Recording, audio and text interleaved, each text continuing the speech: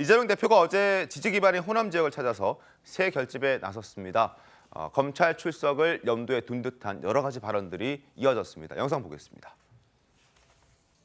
여러분 많이 힘드시죠? 원래는 제가 여러분을 지켜드려야 되는 거죠?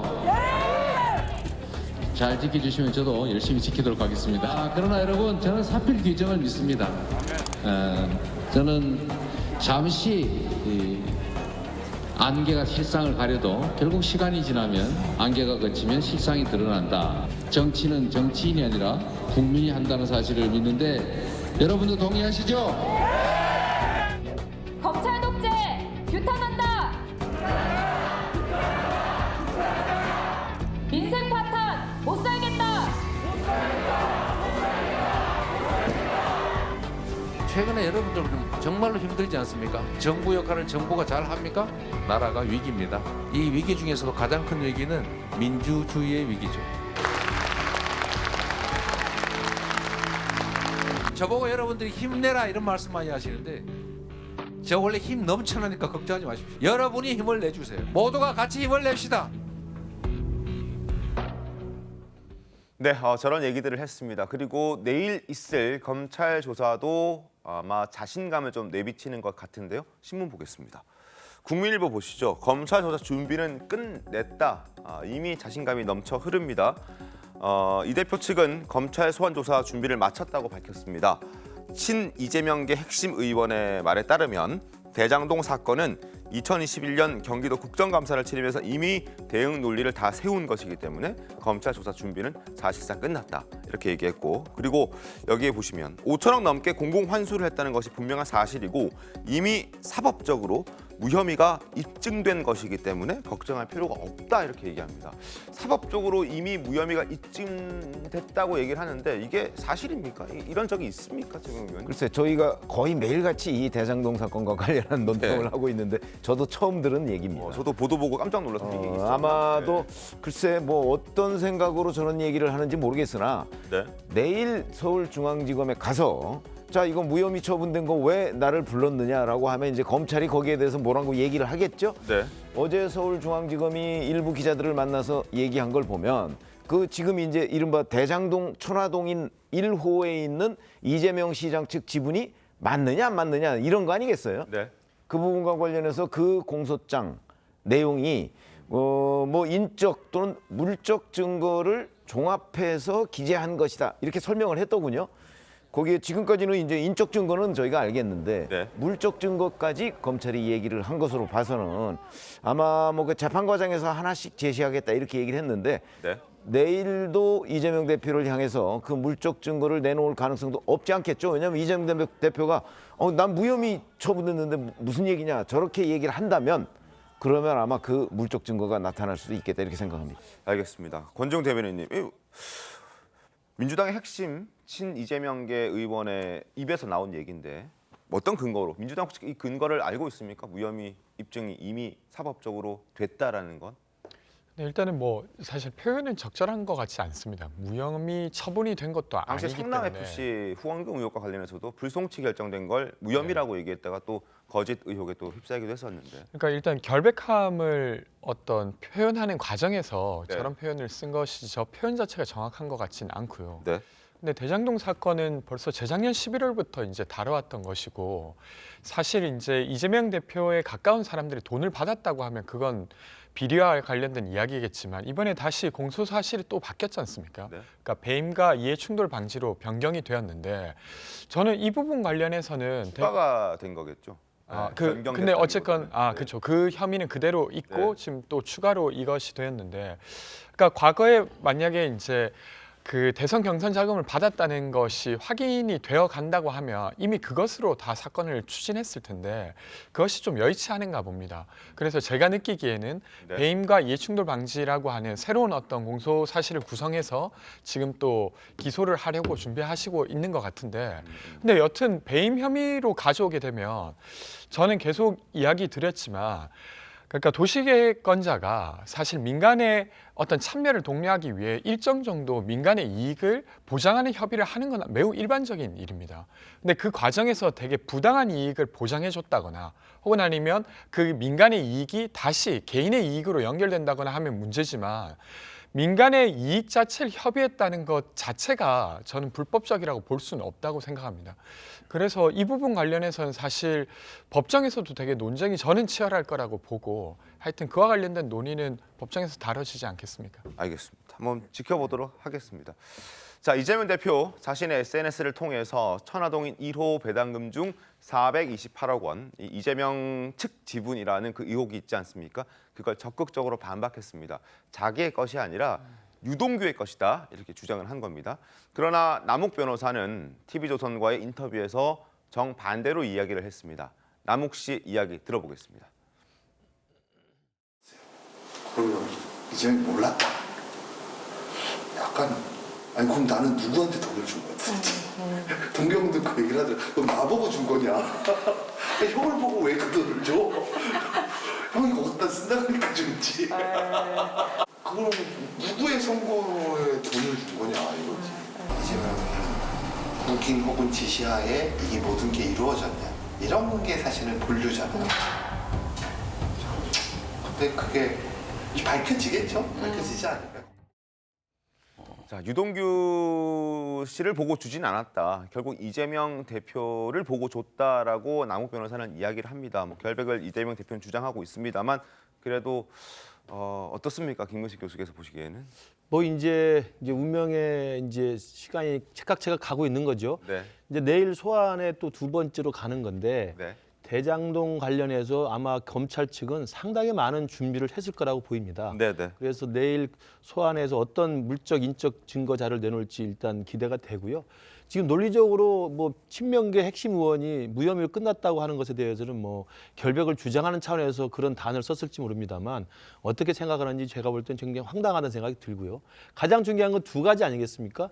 추가로 이야기하고 있는 배임 혐의로 지금 소환을 한다고 이야기했습니다만 배임 혐의는 이 논리적으로 법리적으로 배임이 맞느냐 안 맞느냐는 재판직에 싸울 수는 있지만 배임 혐의로 불러서 소환하려면 어느 정도까지는 검찰이 확증이 돼야 되냐면 적어도 대장동 사업을 할 때 최종 결재권자인 성남시장 이재명은 당시 이 모든 것을 다 알고 있었다는 것을 증거를 확보했기 때문에 배임 혐의를 하는 겁니다. 그렇지 않겠습니까? 유동규 당시 성남도시개발공사 본부장소에서 모든 게 처리됐다면 이재명 성남시장까지 배임 혐의가 가지 않죠. 그렇기 때문에 배임 혐의로 이재명 대표를 불렀다는 것은 그 당시 대장동 사업에 사전에 보고받고 지시하고 최종 결재를 했다는 것을 입증할 만한 증거를 갖고 있기 때문에 배임 혐의를 불렀다는 말을 드리고요.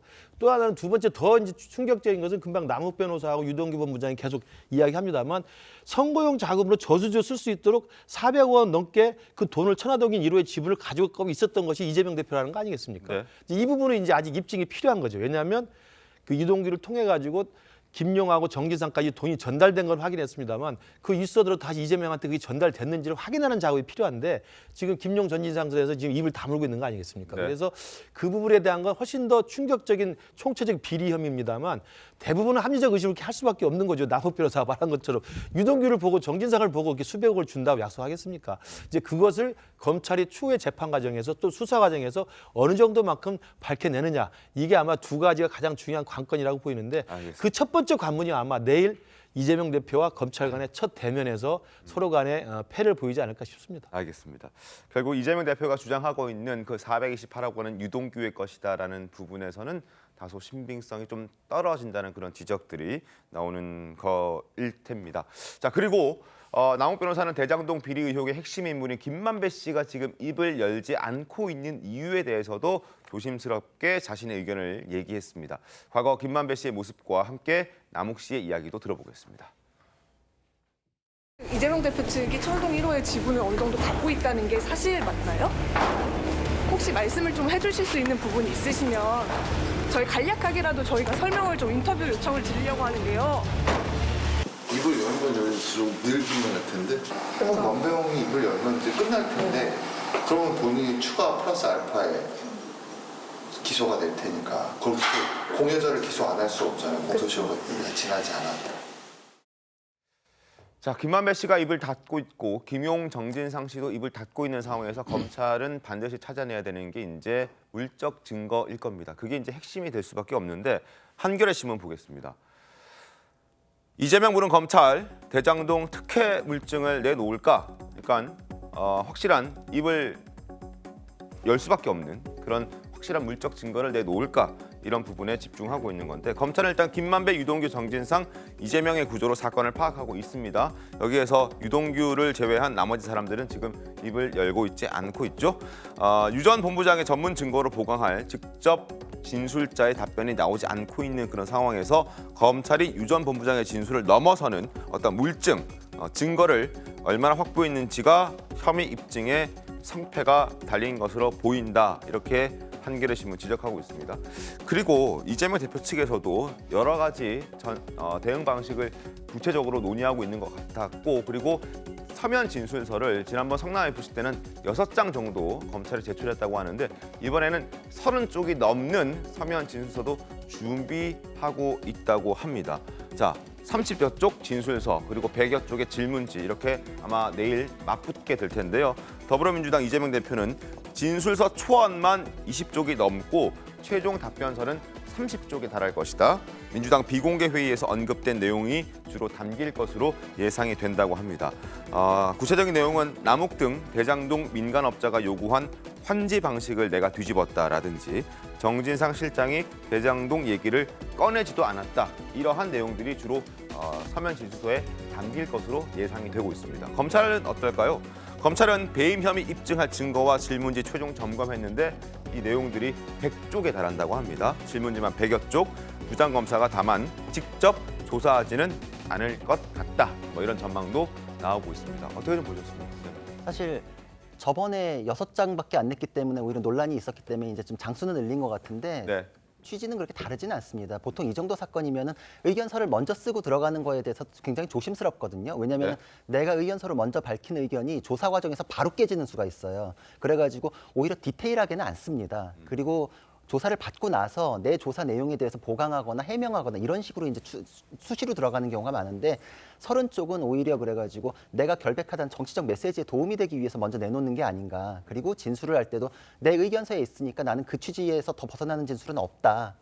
그러니까 이제 사실상 수사에 대해서 이렇게 적극적으로 응할 생각은 없기 때문에 이런 준비를 지난번 하는 성남FC 후원금 수사 때도 사실상 진술권을 거부했다 뭐 이런 얘기들이 있었는데 이번에도 마찬가지일 것이다. 마찬가지로 보입니다. 지금 그래서 담긴 내용은 제가 보기에는 30장이라는 게 좀 많아 보이는데 소설책처럼 이렇게 빽빽한 글씨로 쓰지 않거든요. 네. 그렇기 때문에 30장이 이렇게 굉장히 많은 게 아니라서 언론 보도에서 이재명 대표가 여태까지 했던 말을 정리하는 수준일 것으로 생각이 되고 네. 왜 아닌지, 왜 맞는지에 대한 근거를 충실하게 덧붙인 내용까지는 아닐 것으로 생각이 됩니다. 그래서 이것은 내가 수사에 이렇게 응하고 있으니 체포나 영장 청구 등에 대해서는 이게 정치적으로 근거 없다, 수사적으로도 근거가 없다는 메시지를 정치적으로 또 국회에 대해서 던지기 위한 차원이 굉장히 강할 것이다. 그러니까 기존 입장에 추가돼서 나오는 내용은 없을 텐데 지난 성남 FC 사건처럼 내부의 내부 공문 뭐 이렇게 나왔을 때 바로 지금 진술이 무너지잖아요. 네. 그런 식으로 검찰이 지금 준비를 굉장히 많이 했을 거거든요. 다 공개하지는 않을 텐데 물증이 아마 한두 개 정도는 언론 보도를 통해서도 아마 확인되는 내용이 있지 않을까 싶은데 그거에 대해서는 추가적으로 지금 기존 답변서로 해명 안 되는 것들이 아마 터져 나오지 않을까 이런 예상도 해볼 수 있을 것 같습니다. 알겠습니다. 그러니까 성남FC 후원금 조사 때 네이버 이메일 같은 그런 물증이 이재명 대표가 준비하지 못한 대응하지 못하는 그 물증이 이번에도 있을 것 같다라는 전망이 이제 나오고 있는데 최병 의원도 그렇게 보십니까? 그렇죠. 과거에 유동규 전 본부장이 그런 얘기를 했었죠. 어떤 일을 하면 그에 따른 흔적이 남는다 이런 얘기를 한 적이 있었는데 유동규 전 본부장이 매우 상세하게 이 대장동 문제에 관한 진술을 했기 때문에 그리고 검찰이 확보하고 있는 거는 당시 최종 결재권자인 성남시장이 대장동 일당들한테 뭐 매 단계마다 뭐 지시한 내용들 같은 것들이 있다는 거 아니겠습니까? 네네. 그게 사실은 지난번에 12일 날 그 이해충돌 방지법 그 공소장에 보면 상세하게 나와 있어서 뭐 10번 지시를 했다는 등 뭐 이런 기록들이 나와 있잖아요. 등, 그러면 그걸 다 이재명 시장이 지시했는데 만약에 이재명 시장 측, 전 시장 측 주장대로라면 428억을 유동규 씨한테만 줬다고 한다면 그러면 이재명 당시 성남시장은 몰랐다는 거 아닙니까? 그러면 몰랐는데 왜 그러면 대장동 일당한테 그 많은 특혜가 주어졌을까 하는 부분에 관해서 설명을 해야 돼요. 그럼 그 특혜는 그럼 뭐냐 하는 부분을 설명을 해야 돼요. 그 검찰은 그걸 대가관계로 보고 있거든요. 네네. 그래서 그런 것들이 아마 뭐 내일 검찰하고 이재명 대표 간에 이제 공방을 주고받을 텐데 그런 문제를 아마 거기에서 이재명 대표가 그걸 끝까지 방어할 수 있을까? 저는 뭐 할 수 없을 거라고 보는 입장이기 때문에 네. 한번 보죠. 알겠습니다. 자, 그리고 내일 과연 어떤 모습으로 출석할지도 관심입니다. 이 대표는 변호인만 대동하고 혼자 가겠다고 했지만 민주당 내에서는 동행을 독려하는 목소리가 많이 나오고 있습니다. 화면 보겠습니다. 정청래 의원. 자, 많이 나와야 합니다. 동질한 이런 것이다. 우리가 이재명이다. 깨어있는 민주시민 이재명을 지지하는 여러분, 우리가 민주당이다. 우리가 이재명이다. 우리도 가겠습니다. 많이 나와야 합니다. 이런 메시지를 많이 내면서 함께 가자, 동행하자 이런 메시지들을 지금 독려하고 있는 그런 상황입니다. 그리고 현근택 민주연구원 부원장은 목적이나 뜻을 함께하는 사람을 동지라고 하는데 다시 한번 힘을 모아야 할 때다. 서초동에서 뵙겠습니다. 이렇게 얘기합니다. 강원석 의원님, 결국 내일도 꽤나 많은 사람들이 모이겠네요. 아마 뭐 지지자들은 꽤 많이 모일 것 같습니다. 네. 그리고 정청래 의원이나 뭐 현근택 전 대변인이나 지지자들을 독려하는 메시지를 낸 것 같고요. 다만 이제 원내에서 의원들이 지난번처럼 뭐 한 40명 이렇게 동행을 할 거냐. 근데 이재명 대표의 뜻도 변호인이랑 둘이 가겠다라고 하는 걸로 봤을 때 네. 지난번에 그렇게 한 40여 명 그 의원들을 함께 대동해서 간 것이 오히려 피해자처럼 보여야 될 때 힘자랑하는 것처럼 보여서 그다지 효과가 크지 않았다. 오히려 지금 국민의힘에서 공격하는 네. 방탄 프레임 여기에 이제 걸려들 우려가 있는 거 아니냐 이런 판단을 하는 것 같아요. 내일 뭐 얼마나 많은 의원들이 동행을 할지는 모르겠으나 지난번하고는 조금 상황은 다를 것 같습니다. 그래서 아마 네. 동행을 하더라도 최소화되지 않을까 싶고요. 네. 다만 이제 지지자들은 저런 동료의 메시지가 계속 SNS상에서 돌아다니고 또 뭐 현직 최고위원까지 나서서 동료를 하기 때문에 상당한 숫자가 모이지 않을까 예상합니다. 알겠습니다. 내일 상황을 좀 지켜보겠습니다. 그리고 비명계, 비이재명계에서는 동행 안 하는 것은 물론이고 기소가 되면 당 대표직을 사퇴해야 한다는 주장을 거듭하고 있습니다. 비이재명계, 비명계 의원들의 목소리도 들어보겠습니다. 그 사법적 리스크 위험 부담을 당도 떠안게 되면 그러면 걷잡을 수가 없습니다. 당원 이제 80조 그 기소되면 당직자들은 원칙적으로 당직을 물러나도록 되어 있지 않습니까? 그 원칙을 지켰으면 좋겠습니다. 이재명 당대표도. 본인만 알고 또 이 사법 문제라는 게 나중에 가보면 또 여러 가지 새로운 사실 나오거든요. 이게 맞다 틀리다 하는 거는요. 그거는 국민들이 잘 신뢰를 안 합니다. 이 사실관계를 가지고 민주당이 책임지고 할 수는 없어요. 그건 자, 이상민 의원의 대표직 사퇴 목소리 들으셨죠? 거기에 대해서 정청래 의원이 또 이재명 대표를 옹호하고 나섰습니다. 이런 얘기했습니다. 이상민 의원이 검찰로부터 무리한 정치 탄압과 포갑적 수사를 받는다면 그때도 저는 정청래 의원 본인은 지금과 똑같이 이상민 의원과 함께 하겠다라고 얘기를 하면서 지금 이재명 대표를 향한 그런 쓴소리 이런 건 하지 말아라라고 얘기를 하는 거거든요. 일단 어떻게 봐야 될지 모르겠습니다. 김문식 교수님 어떻게 보십니까? 저는 정청래 의원이 아까도 나왔습니다만 같이 가겠습니다. 우리가 네. 이재명입니다라고 이야기를 해서 지금 많은 지지자들을 지금 모으고 있고요. 또 충분히 내일 아마 정청래 의원이 앞장서서 그렇게 할 것 같은데 저는 그걸 보면서 2019년에 조국 사태 때도 똑같은 내용이 있지 않았습니까? 네. 내가 정경심이다, 우리가 조국이다 네네. 이렇게 이야기하면서 많은 사람들이 조국을 사수하기 위해서 많이 모였었죠. 그 뒤에 사법적 결과는 어떻게 되어 있습니까? 정경심 교수 지금 감옥에 있습니다. 네. 법정 구속됐습니다. 조국 교수 지금 곧 1심 선고 앞두고 있고요. 네. 그것이 사실은 진보 진영의 이른바 내로남불의 가장 민낯을 보여줬던 사건으로 기록됐기 때문에 저는 정청래 의원이 어떤 의도에서 저렇게 앞장서서 또 사람들을 모으려고 하는지 모르겠으나 정청래 이야기하는 뭐 정치 탄압과 포갑적 수사, 뭐 야당 파괴, 뭐 정적 제거라는 그 프레임에 과연 국민들이 얼마나 많은 사람들이 동의를 할까? 그리고 사법적 결과는 어떻게 나타날까?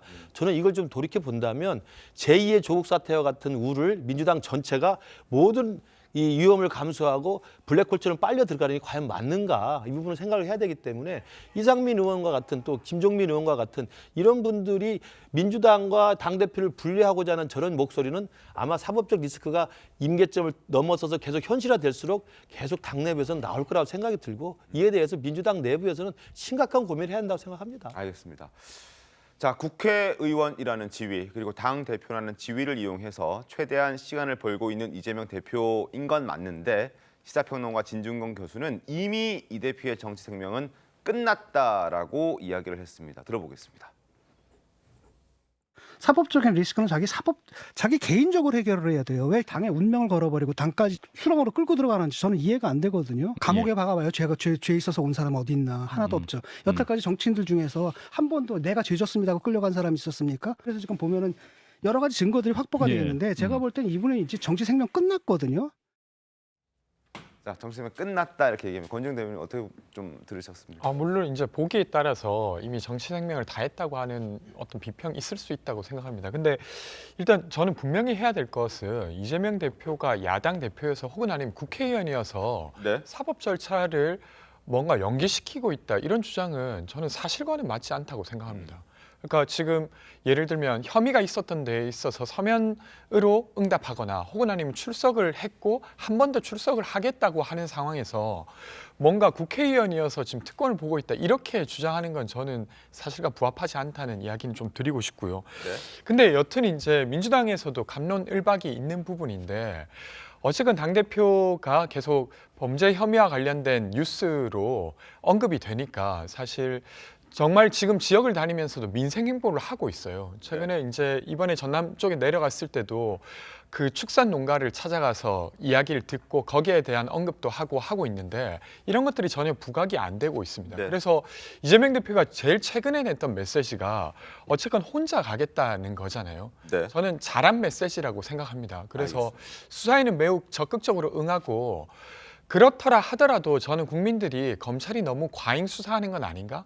편파 수사하는 거 아닌가 하는 의심은 여전히 가지고 있다고 생각합니다. 그래서 알겠습니다. 그것이 없어지는 건 아니기 때문에 너무 걱정할 일 아니다 이렇게 생각합니다. 네. 근데 그거에 대해서 지금 수사에 적극적으로 응하고 있고 국회의원이라 가지고 힘자랑하는 거 아니다라고 하시지만 일반인의 형사 사건이랑 굉장히 다릅니다. 일반인인 경우에 내가 간다 만다 딜을 하고 주말에 가겠다 통보하고 시간도 조절하고 나 몇 시에 나가 이렇게 못해요. 왜냐하면 진술 거부나 뭐 방어권 행사하는 건 당연히 헌법상의 권리죠. 근데 그게 수사에 불응하는 것으로 보일 때는 수사의 주재자인 검찰로서는 영장 청구를 할 수 있습니다. 네. 그렇기 때문에 변호인으로서는 검찰을 잘 설득해서 무혐의를 받거나 아니면 최대한 협조해가지고 불구속 상태에서 기소가 되거나 이렇게 잘 선을 타가면서 이제 대응을 하거든요. 근데 이재명 대표 하시는 거 보면은 나는 체포동의안 통과 안 될 거기 때문에 영장에 대해선 걱정이 없다고 생각하니까 지금 가능한 대응을 하고 있는 거예요. 그러니까 일반인이랑 국회의원으로서 지금 대응하시는 게 전혀 다르기 때문에 수사에 굉장히 협조를 잘하고 있다는 건 이재명 대표의 일방적인 주장이지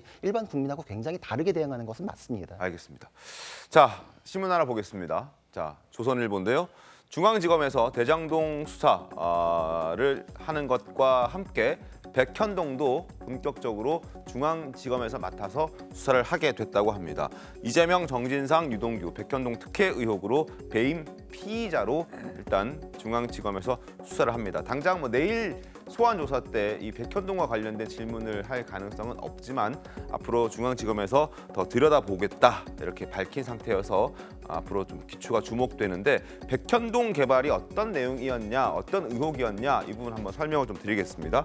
백현동 개발은 성남시 분당구 백현동의 옛 한국식품연구원 부지에 아파트를 짓는 사업인데 이때 이재명 대표 과거 성남시장 선거 캠프 출신인 김모 씨를 이 아시아 리퍼블릭인가요? 그 개발 디벨로퍼에서 영입을 하면서 그동안의 용도 변경이 잘 안 됐던 그 부지가 갑자기 4단계나 껑충 용도 변경이 됐던 그 의혹들이고 그래서 수천억 원의 이익을 그 시행사가 봤다는 내용들이 담겨 있는 겁니다. 이 부분에 대해서도 배임 피의자로 이재명 대표가 적시가 되어 있기 때문에 앞으로 중앙지검의 대장동 수사에 이어서 백현동 수사도 좀 지켜볼 만한 대목이 아닐까 하는 생각이 듭니다.